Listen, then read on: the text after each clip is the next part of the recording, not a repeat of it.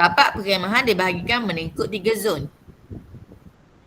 Zon A dan zon B. Rajah menunjukkan kawasan penempatan itu terdiri daripada sebuah semi bulatan yang berjejari 28. Jejari 28. Ini dia sama kan? Kongruen.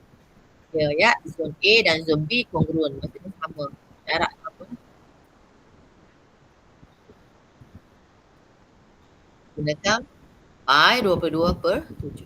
Okey. Cari dulu luas segi pak ni. Iaitu 180 darab dengan 20.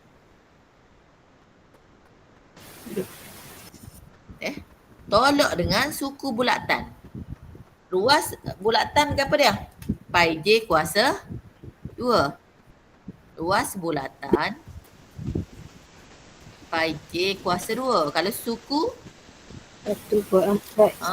1/4 pi J kuasa 2. So 180 darab dengan 28 tolak dengan 1/4 pi J kuasa 2. 1/4 darab 22/7 darab 28 kuasa 2. Berapa? 4,424. 4,400. Ini 2 markah. Ini 1. Okey, boleh.